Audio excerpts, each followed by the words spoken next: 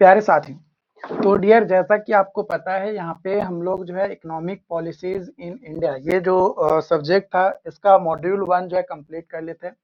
Module 2 में first lectures में हमने देखा कि कौन कौन से स्ट्रैटेजी जो है गवर्नमेंट के द्वारा अपनाई गई ताकि जो है प्रॉपर डेवलपमेंट जो है इंडिया में किया जा सके। उसी के क्रम में हम लोग जो है पिछले वीडियोस में छोड़ा था और आप लोगों को बोला था कि आप लोग कॉन्ट्रैक्ट फार्मिंग के बारे में कुछ पढ़कर आइएगा। उम्मीद करते हैं कि आप जो है उसे पढ़कर आए होंगे और यहाँ पे जो मैं बताने वाला हूँ उससे आप जो भी चीजें पढ़ें उसको आप कोरिलेट कर पाएंगे, है ना। तो यहाँ पे under contract farming input materials may be provided by purchasing party for a particular crop and there is a crop buy-cap agreement in advance quality is specified in advance। इसका कहने का मतलब क्या है, बड़ी चीजें जो है आपको तो लिख के दे दिया गया। इसका सिंपल मतलब आप ये समझिए कि ये एक तरीके का एग्रीमेंट होता है खेती करने को लेकर, ठीक है। इसमें क्या होता है कि मान लो कि जो कोई बड़ा कंपनी है या कारपोरेट है वो फूड प्रोसेसिंग का बिजनेस जो है कर रहा है, चाहे बिस्किट बनाने का हो, है ना, आटा का हो या कोई पाव रोटी बनाने का हो, जो भी फूड प्रोसेसिंग बिजनेस कर रहा हो कोई बिग कारपोरेट, तो उसको भाई गेहूं बल्क मात्रा में चाहिए, मकई चाहिए या मड़ुआ चाहिए या फिर मूंग चाहिए, मतलब जिस भी चीज का उसको जरूरत है उसको सिंपली वो अपने ऑफिसर्स को या उसके डिपार्टमेंट में या उसके कंपनी में जो भी काम करने वाले लोग होंगे उनको जो उनका सेल्स वाले जो डिपार्टमेंट देखेगा उसके पास वो जाएगा और बोलेगा कि भाई देखो इतना जो है हमको जो है अनाज चाहिए ताकि अपना कंपनी में ये प्रोडक्शन जो है प्रॉपर तरीके से हो सके। तो वो फिर जाएगा किसान के पास जाएगा, बोलेगा भाई देखो तुम्हारे पास जो है 2 एकड़ खेत है, इस 2 एकड़ खेत में तुम जो है इस सीजन में गेहूं के सीजन में तुम जो है पूरा का पूरा खेत में गेहूं उपजाना, ठीक है, गेहूं पूरा उपजाना और जो भी पैसा वगैरह होगा वो मैं आपको दूंगा। और मतलब एक कॉन्ट्रैक्ट कर लिया जाता है, एक एग्रीमेंट किया जाता है जिसमें लिखा हुआ रहेगा कि आपको जितना भी प्रोडक्शन होगा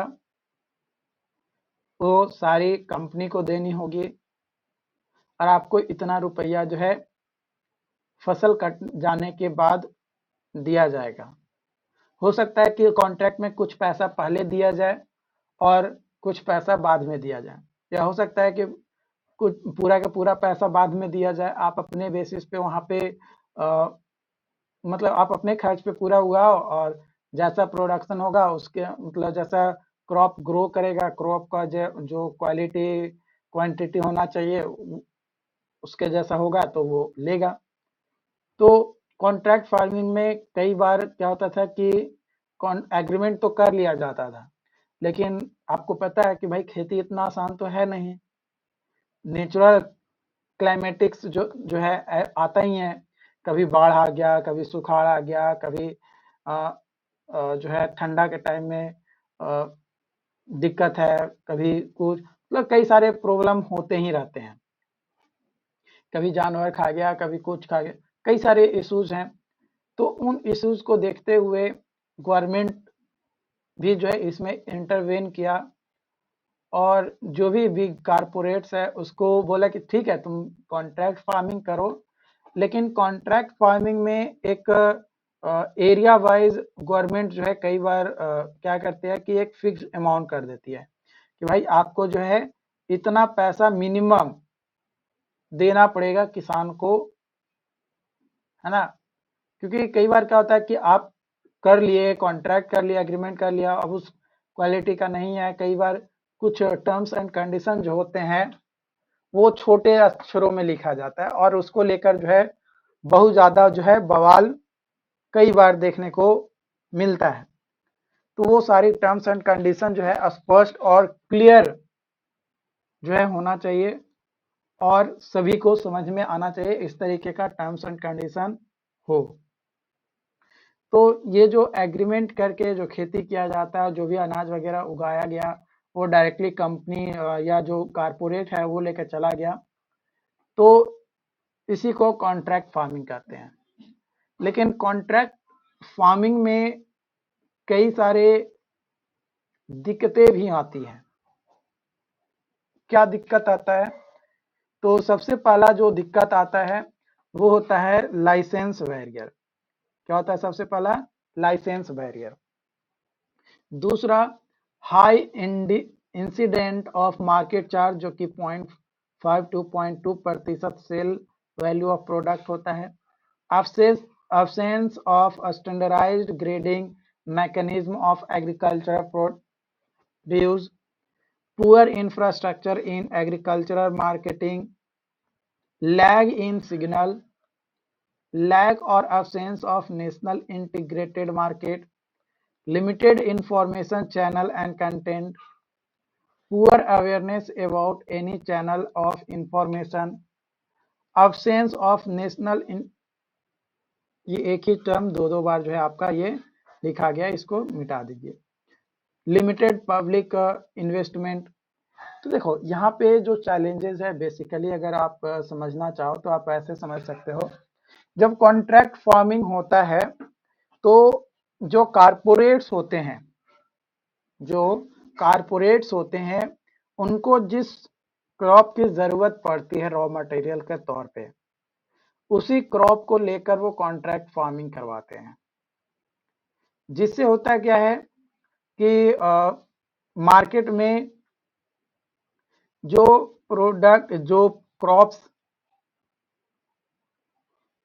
आने चाहिए वो क्रॉप्स नहीं आता, क्योंकि पैसा कॉन्ट्रैक्ट फार्मिंग में थोड़ा ज़्यादा मिल जाता है और मेहनत भी कम करना पड़ता है, जिसके कारण से मैक्सिमम किसान चाहता है कि चलो कॉन्ट्रैक्ट फार्मिंग कर लेते हैं, 2 ही 3 क्रॉप्स तो ग्रो ही करवाना रहता है, ज़्यादा मेहनत उसमें है नहीं। मतलब एक पर्टिकुलर फिक्स अमाउंट जो है आपको मिल जाता है, जिससे एक जो किसान होते हैं उनका जो बेसिक नीड्स है वो पूरा हो जाता है। इसके अलावा कई बार अगर कोई दूसरा क्रॉप्स ग्रो करने की जरूरत पड़ी तो वो नहीं कर पाता है।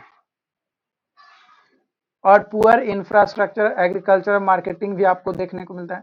तो ये एग्रीकल्चरल मार्केटिंग का चैलेंजेस है, लेकिन ये चैलेंजेस कॉन्ट्रैक्ट फार्मिंग का भी आ जाता है।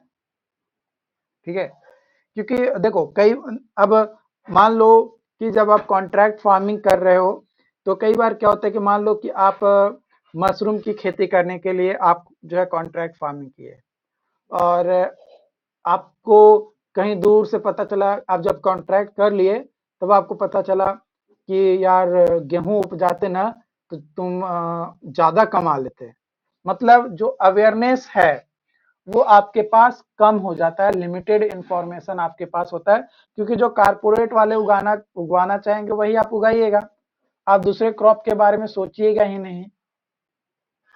तो वहां से ये एक प्रॉब्लम आ जाता है। ठीक है, तो जो कॉन्ट्रैक्ट फार्मिंग में दिक्कतें होती हैं वो दिक्कतें आपका एग्रीकल्चरल मार्केटिंग में भी जो है आपको देखने को मिलता है। जो एग्रीकल्चरल मार्केटिंग होता है उसका 3 मेन फंक्शन होता है। पहला एक्सचेंज फंक्शन, बाई सेल और storage. Physical function, transportation, processing और standardisation.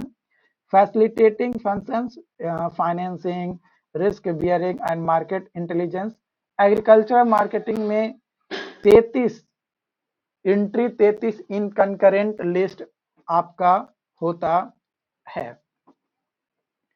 Steps to improve agricultural marketing, कैसे इम्प्रूव किया जा सकता है? तो ई name, Agmarknet, Agmarknet, farmer producer organisation, market intelligence and early early warning system portal. तो ये कुछ प्रोग्राम्स हैं जिसके थ्रू आपका जो एग्रीकल्चरल मार्केटिंग है ना, जो एग्रीकल्चरल मार्केटिंग है उसे आप क्या कर सकते हो, कम कर सकते हो, है ना। ई नैम क्या है, एक तरीके का मंडी है जो कि आपका ऑनलाइन ट्रेडिंग प्लेटफॉर्म पे आपको जो है एग्रीकल्चरल कमोडिटीज जो है इंडिया में देखने को आपको मिलता है। ई नेम NAME का फुल फॉर्म अगर बात किया जाए तो उसका फुल फॉर्म होता है नेशनल एग्रीकल्चर मार्केट। क्या होता है इसका, आप अगर फुल फॉर्म लिखना चाहो तो लिख सकते हो नेशनल एग्रीकल्चर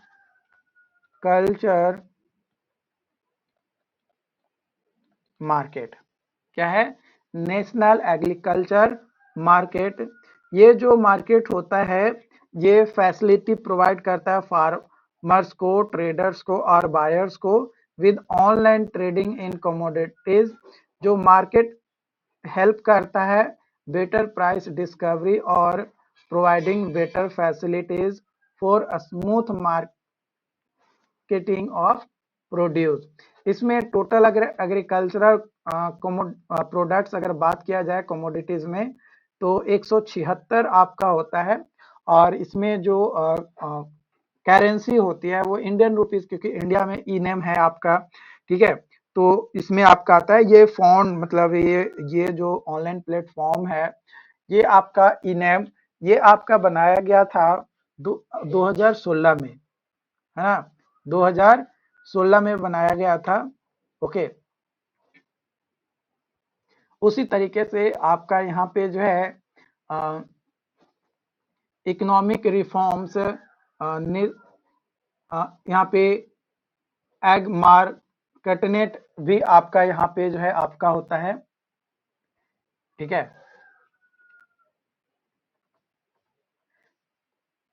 तो ये सारी चीजें आपको जो है यहाँ पे समझ में आनी चाहिए।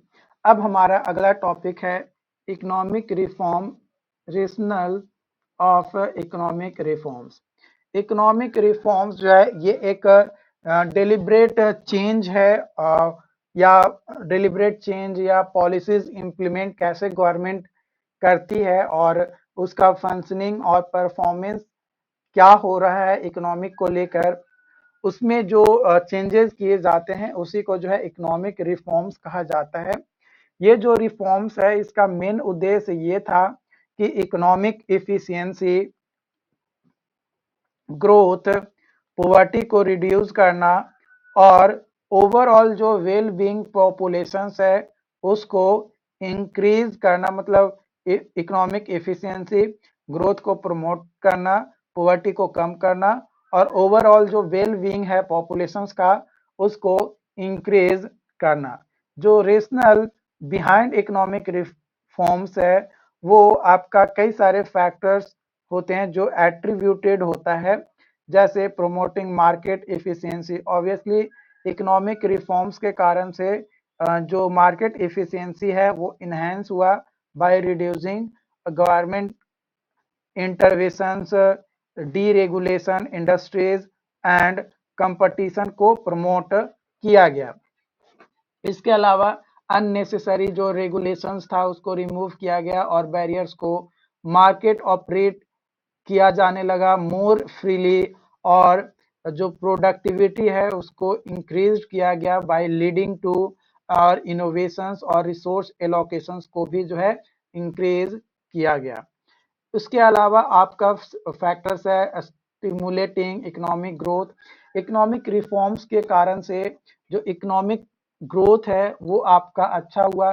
क्यों? क्योंकि जो इन्वेस्टमेंट क्लाइमेट है वो आपका इम्प्रूव हुआ, जो इंटरप्रेन्योरशिप है उसको इनकरेज किया गया और फॉरेन डायरेक्ट इन्वेस्टमेंट को अट्रैक्ट करने के लिए कई सारे capital flow inflows, technological advancement, job creations, इन सभी को जो है इंक्रीज किया गया।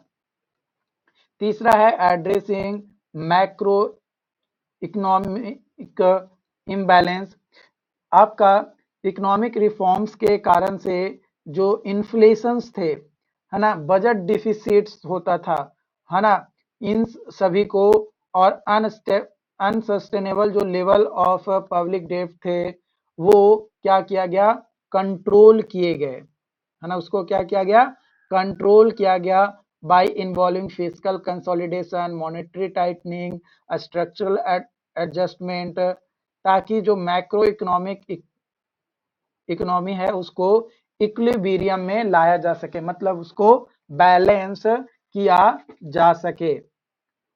चौथा है fostering international trade and integration.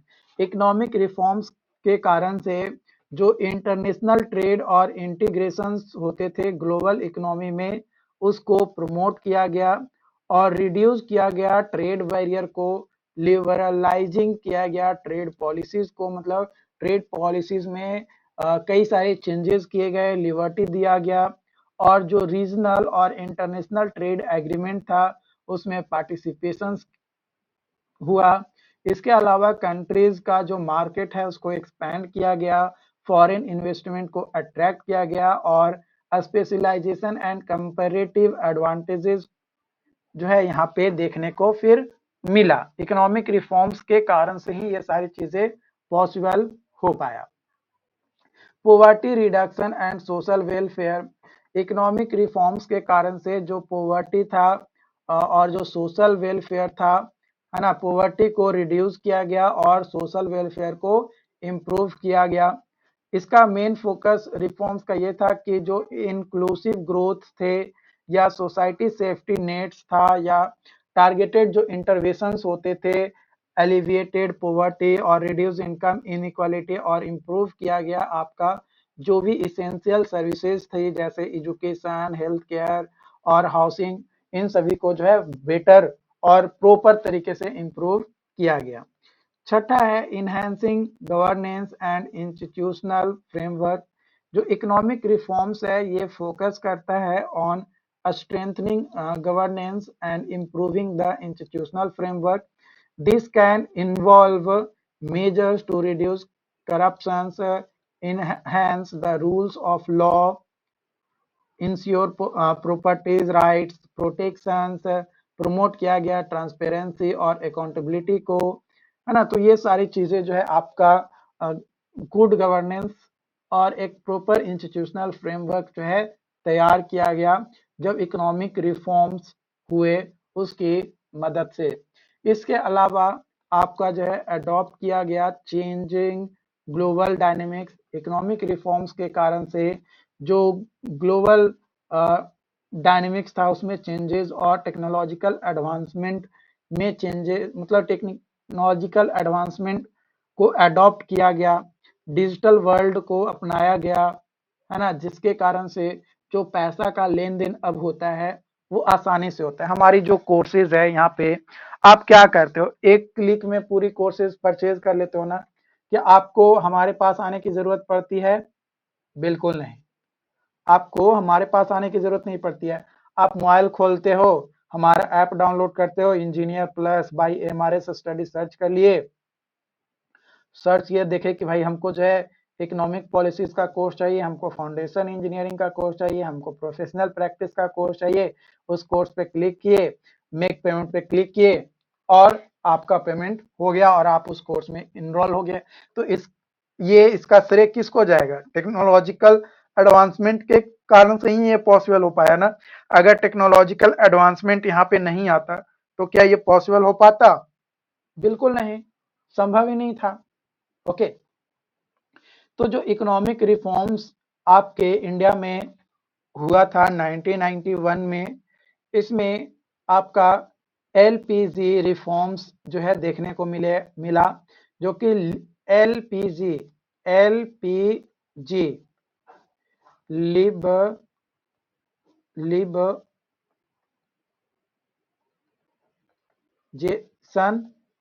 है ना, लिबरलाइजेशन, प्राइवेटाइजेशन और ग्लोबलाइजेशन।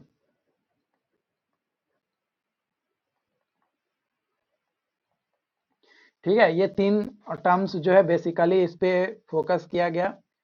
इसमें रिमूवल ऑफ इंडस्ट्रियल राज जो था पहले उसको हटाया गया। जो पब्लिक सेक्टर्स का जो डाइल्यूस रोल ऑफ पब्लिक सेक्टर था उसको डाइल्यूट किया गया, कम किया गया। प्राइवेटाइजेशंस स्टार्ट किए गए। जो इंपोर्ट टैरिफ था उसको रिड्यूस किया गया। डीरेगुलेशंस किए गए मार्केट का, और टैक्सेस को रिड्यूस किया गया, और free entry to foreign investment and technology आपका जो है किया गया। सम पॉजिटिव आउटकम्स भी आपको जो है देखने को मिला। एलपीजी यानी लिबरलाइजेशन, प्राइवेटाइजेशन एंड ग्लोबलाइजेशन जो इकोनॉमिक रिफॉर्म्स हुए उसके, जैसे इंडिया का जो जीडीपी ग्रोथ रेट था वो इंक्रीज हुआ। There was a strong flow of foreign direct investment.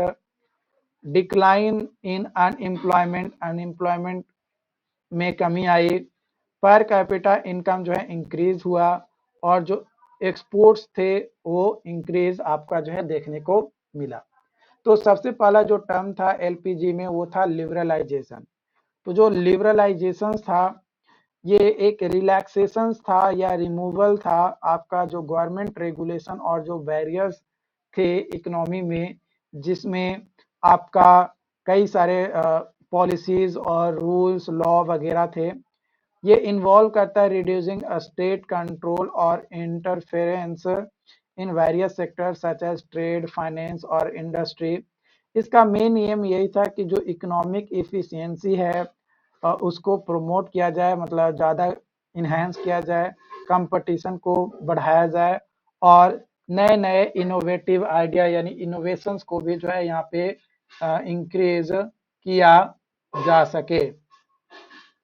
Main objective अगर बात किया जाए लिबरलाइजेशन का, तो कंपटीशंस को इंक्रीज करना डोमेस्टिक इंडस्ट्रीज में, जो फॉरेन ट्रेड था उसको इंकरेज करना with other countries with regulated import and exports, foreign capital और टेक्नोलॉजी को इन्हेंसमेंट देना, जो ग्लोबल मार्केट फ्रंटियर्स था कंट्री का उसको एक्सपैंड करना, और जो डेब्ट बर्डन था कंट्री का, जो कर्ज था उसको एकदम बहुत छोटा यानी कम कर देना।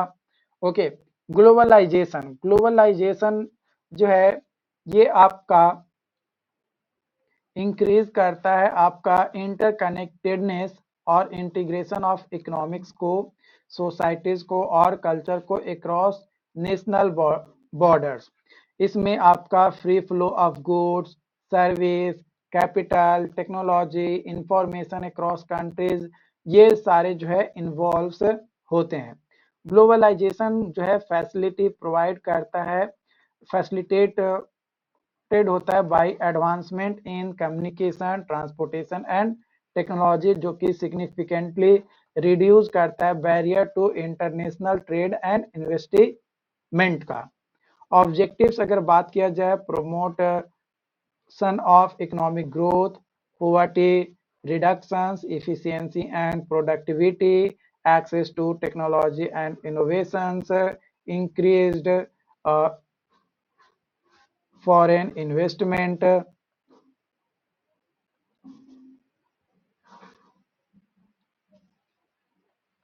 enhance enhanced competitiveness, reduce economic disparities, financial stability, और आपका जो है स्ट्रेंथनिंग इंटरनेशनल रिलेशंस। तो ये आपके ऑब्जेक्टिव था ग्लोबलाइजेशन का।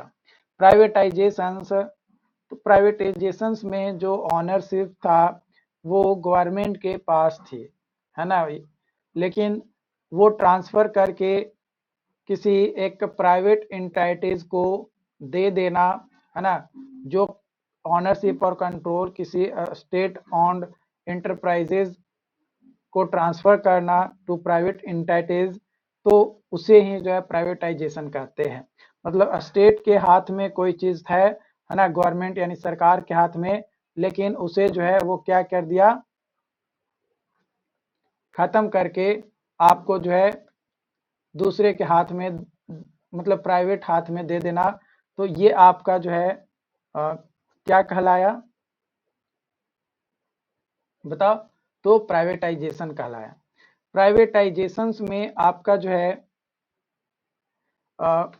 इम्प्रूव होता है इफिशियंसी, प्रोडक्टिविटी, कंपटिटिवनेस, ये तीन चीजें जो है बेटर तरीके से इम्प्रूव होता है अगर प्राइवेटाइजेशन का इन्वॉल्वमेंट देख होता है तब। प्राइवेटाइजेशंस कई तरीके से होते हैं, public offering, asset sales, partnerships. तो जो पार्टनरशिप्स के साथ जो स्टेट बॉडीज और प्राइवेट इंटरप्राइजेज होता है उसको मॉडल को कहते हैं PPP, public private partnership model कहलाता है।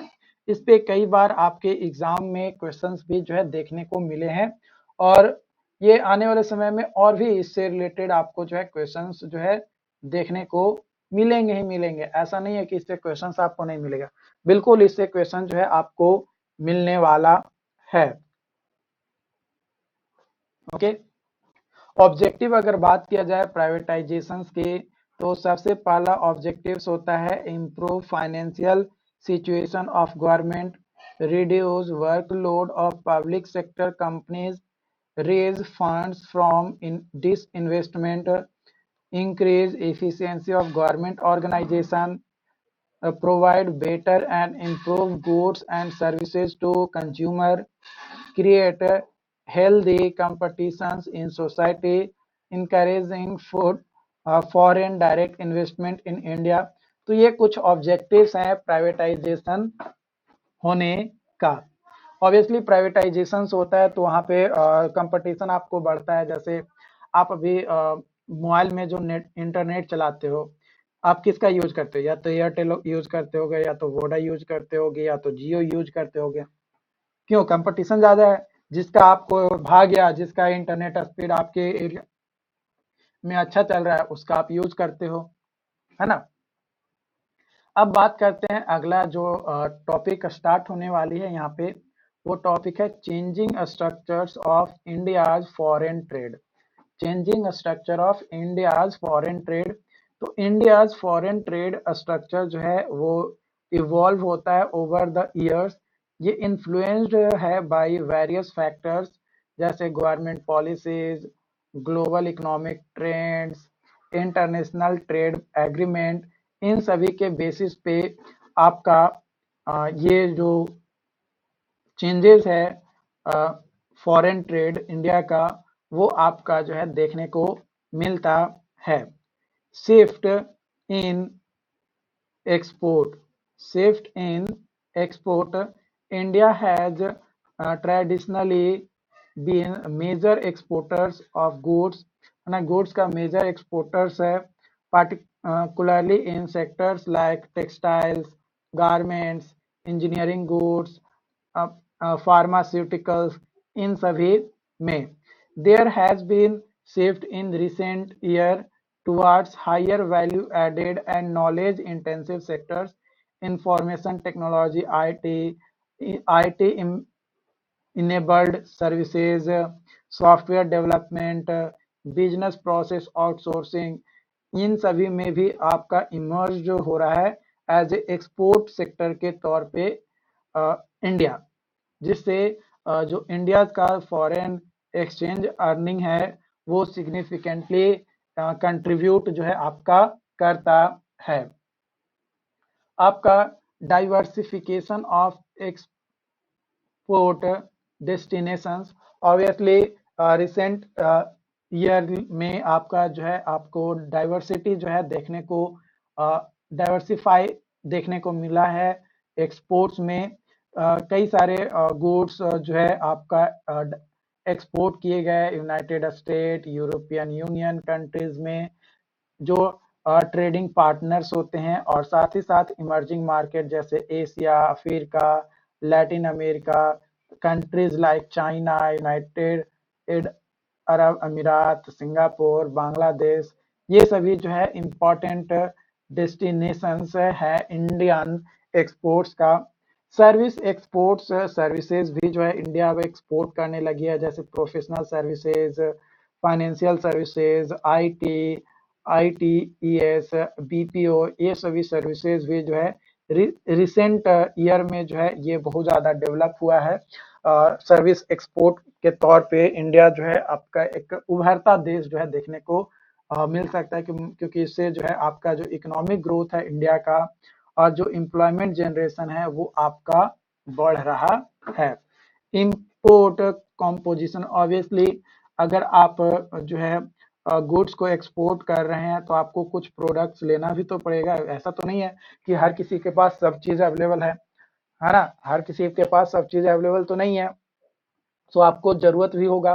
तो इंडिया को मेनली जो है इकोनॉमी को एक्सपैंड करने के लिए जो ज़रूरत पड़ती है वो आपका crude oil, petroleum products, electronic goods, machinery, chemicals, golds, ये जो है मेनली कुछ प्रोडक्ट्स हैं, गुड्स हैं जो कि इंडिया क्या करता है, इंपोर्ट करता है, अलग अलग देशों से जो है लेता है, ताकि इंफ्रास्ट्रक्चरल डेवलपमेंट, इंडस्ट्रियल ग्रोथ और कंज्यूमर डिमांड्स को पूरा किया जा सके। चेंजिंग इंपोर्ट सोर्सेज, कई सारे इंपोर्ट जो सोर्सेज है वो चेंज भी आपका इंडिया से हो रहा है, जैसे मिडिल ईस्ट कंट्रीज में Saudi Arabia, Iraq, United Arab Emirates, ये सब ट्रेडिशनल मेजर सप्लायर्स थे क्रूड ऑयल के। लेकिन अब इंडिया जो है यूनाइटेड स्टेट्स, नाइजीरिया, वेनिजुला, इन सभी से भी जो है क्या करता है, क्रूड ऑयल को परचेज करता है।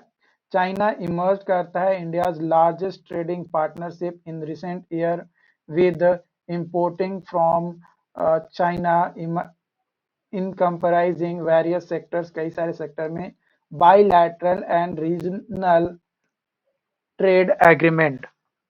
क्या है? Bilateral and regional trade agreement, ये परस्यू करता है बाइलैटरल और रीजनल ट्रेड एग्रीमेंट। इसमें जो फॉरेन ट्रेड होता है उसका इन्हेंसमेंट जो है देखने को मिलता है।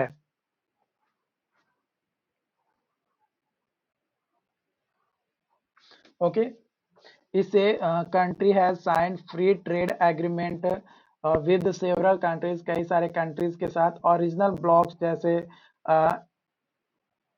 ASEAN, South Korea, Japan, comprehensive economic corporation agreement with Singapore, कई सारे एग्रीमेंट किए जाते हैं ताकि जो इंपोर्ट और एक्सपोर्ट है वो प्रॉपर और सही तरीके से जो है किया जा सके।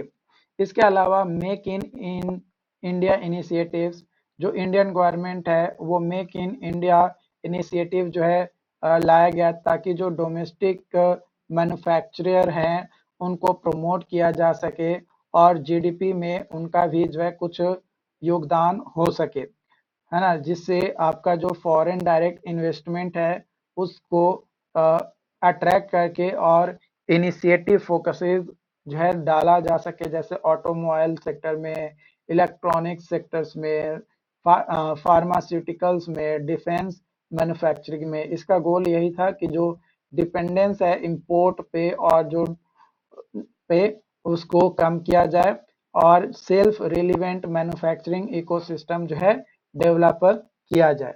डिजिटल ट्रेड, डिजिटल ट्रेड में आपका आता है रैपिड ग्रोथ डिजिटल टेक्नोलॉजीज के कारण से और ई कॉमर्सेज, जो कि एक significant impact Indian foreign trade में आपका निभाता है। ई कॉमर्स प्लेटफॉर्म जो कि ओपन है न्यू एवेन्यूज के लिए, जो कि स्मॉल और मीडियम साइज जो इंटरप्राइजेज होते हैं वो आसानी से एक्सेस कर पाते हैं इंटरनेशनल मार्केट को, और गवर्नमेंट भी कई सारे स्टेप्स लेती है ताकि डिजिटल ट्रेड को प्रमोट करे और एज क्रॉस बॉर्डर ट्रांजेक्शन्स जो है वो आसानी से किया जा सके, यानी नेशनल सिंगल विंडो सिस्टम और डिजिटल इंडिया कैंपेन चलाकर, ताकि आसानी से पेमेंट का ट्रांजेक्शन जो है आपका बिजनेस आप जब कर रहे हैं तो उस समय आप कर पाए।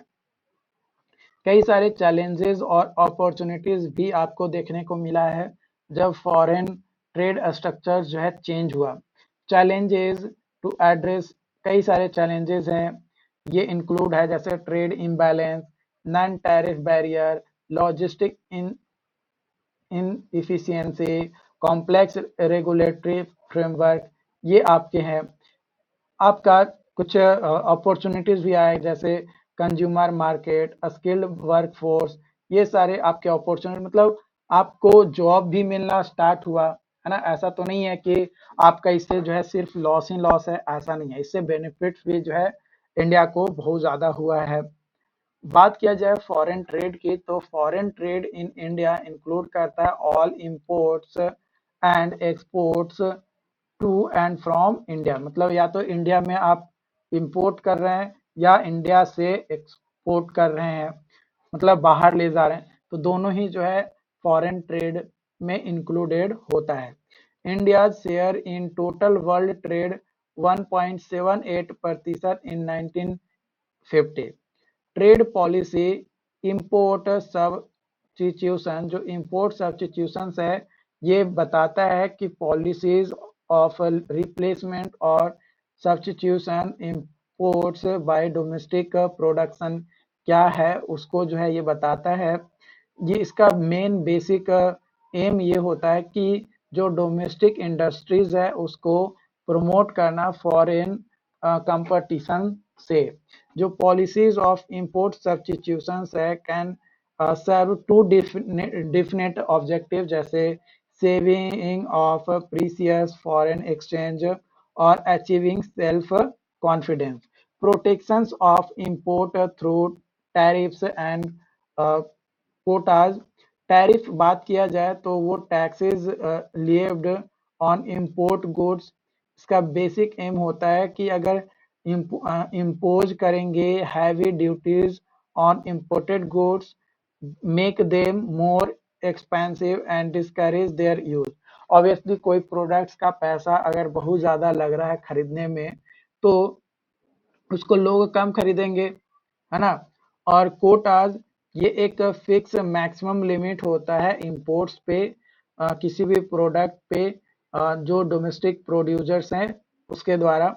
Reasons for import substitution, industries और developing countries like India are not in a position to compete against the goods produced by more developed economic with protection। जितना प्रोटेक्शन के साथ अदर कंट्री में आपका कोई भी प्रोडक्ट्स को ग्रो किया जाता है ना, या बनाया जाता है, डेवलप किया जाता है, उतना प्रॉपर और इफेक्टिव प्रोटेक्शन के साथ जो है इंडिया में नहीं बनाया जाता है। तो इन सभी चीजों को देखते हुए जो है रीजंस है आपका इम्पोर्ट सब्स्टिट्यूशन करने का, ताकि जो डोमेस्टिक प्रोड्यूसर्स हैं या इंडस्ट्रियल हैं उसको बेनिफिट उससे जो है देखने को मिले। उम्मीद करते हैं कि आज का सेशन आपको जो है समझ में आया हो। अगर किसी तरीके का कोई भी सवाल रहता है या कोई सी भी तरीके का कोई कंफ्यूजन आपको अगर देखने को मिलता है या क्रिएट होता है आपके माइंड में वाइल वाचिंग दीज वीडियोज, तो आप बेहिचक आप अपना जो ग्रुप आपको दिया गया है ना, उस ग्रुप में आप हमें मैसेज जरूर कीजिए ना, क्योंकि जब तक आप ग्रुप में मैसेज नहीं करेंगे हमें कैसे पता चलेगा कि आपको क्या समझ में आ रहा है, क्या समझ में नहीं आ रहा है। आप हमें बताइएगा तभी तभी तो हमें समझ में आएगा ना। आप नहीं बताइएगा तो हमें कुछ समझ में नहीं आएगा कि आपको क्या जरूरी है, क्या जरूरी नहीं है। ओके, तो आप अपने डाउट्स को जरूर हमारे साथ जो है शेयर किया कीजिए। ओके, आज के लिए इतना ही। Thank you.